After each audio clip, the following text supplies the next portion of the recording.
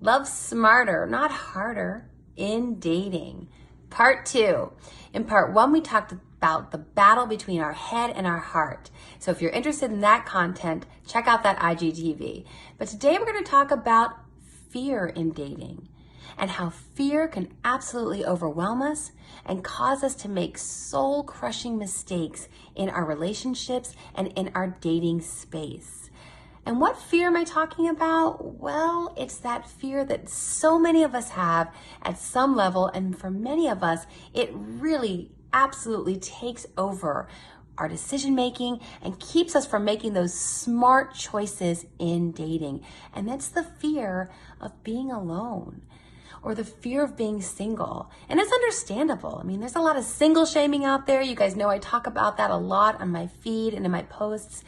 And the fear of being alone is also quite natural. I mean, we are designed to be in community. We're designed to be in relationships. And many of us are extroverts. We just enjoy people, and we don't want to be alone for forever. And we don't want to be alone all the time. And that fear of being alone, that fear of being isolated and lonely can oftentimes propel us into relationships or into circumstances that really aren't the best for us. And it's not even just my opinion. It's actually grounded in psych research. So a study in 2013 from the University of Toronto called Settling for Less Out of Fear of Being Single found that, in fact, people who scored highly in a measure of the fear of being single were more likely to settle for less in their relationship. They would admit to you that they were not that crazy about this relationship they were in, yet they planned on staying in it, and they felt very dependent on this relationship. They were also more likely, when they had a hypothetical partner described to them who was kind of meh and not that attractive or not that appealing, they were more likely to say, yeah, I'd date the guy, because they had that high score on the fear of being single. And they're also less likely to leave a relationship that they'll admit is very unsatisfying to them. So when we look at that, it's pretty alarming, because now we have the data to support what we've all observed. I mean, we've all observed people in relationships, and we've thought to ourselves, we maybe didn't want to say it out loud because we didn't want to be rude, but we've all thought, I don't know if that's a match. And we've all wondered, are they just too scared to be apart and too scared to be alone? And now we have data to support it. So when we look at this fear, and this fear of being single and fear of being alone, it's a thing. It's a reality. And many of us struggle with it or have struggled with it. But what can we do about it? Because like I said, it's natural to want to be. I mean, we have hopes and dreams. I mean, I was single for all those years, as you know, but all along I wanted to be married. I wanted that life partner. And that's a natural desire. There's no shame in that desire. There's nothing wrong with it. What's wrong and what's a problem is when that desire takes us to the point where we don't really care who it's going to be. We just want that person. We want anybody. And then we end up settling, like the research talks about. And the problem there is really, I mean, there's so many problems with that. First of all, we're going to be in a relationship that's kind of a joke, because we admittedly, if we were being honest, really don't care about this person for who that person is. We just want somebody in our lives. And that's not very loving to do, by the way, to the person we're in a relationship with. They think that we're all crazy about them, and we're just like, you'll do, because I don't want to be alone. I mean, we don't want to be about that. That's not very kind, right? And also, it can lead us to be even worse. We could be in a relationship that was abusive. I mean, this happens because people are so terrified of being alone.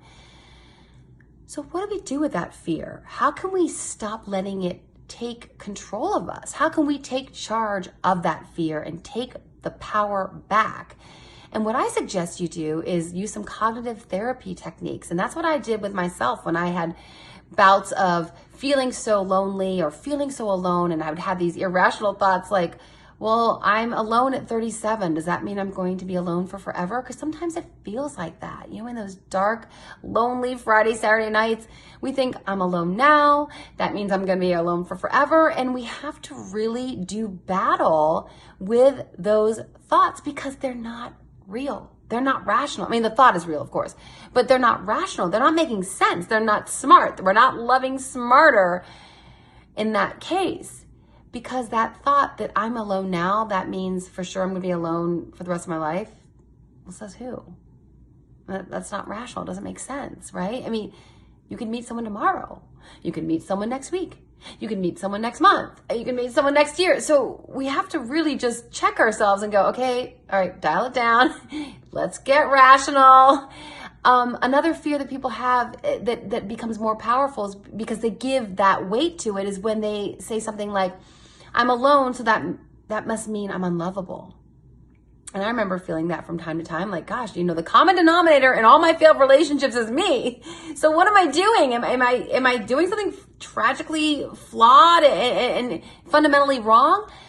But what I realized as I was trying to unpack that fear was that, well, okay, I can't be completely unlovable because my friends love me and my family loves me. And I've got plenty I've got a strong social network that demonstrates to me that I am lovable. So it may be undesirable that I'm alone right now. It may be not the ideal space that I'd like to be in, but it doesn't mean that I'm unlovable. And so we take power back. We take charge of the fear when we unpack it and basically challenge it. And this really comes from REBT, which is Rational Emotive Behavior Therapy, which was created by Dr. Albert Ellis. So if you're interested in that, you can check out some more of the Ellis techniques online. And I'll be providing some stuff on my website soon because I really love his content. And I love the way that he breaks down and helps us combat our fears and our irrational thinking.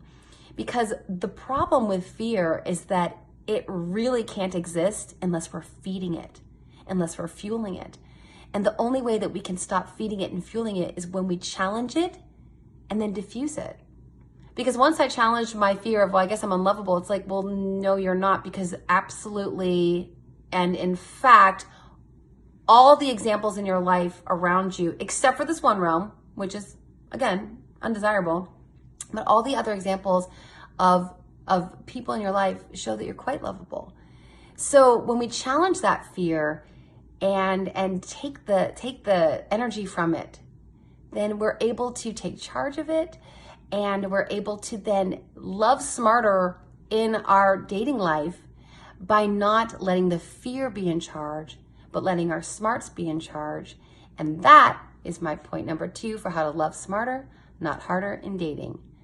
Take back the power and take charge of the fear.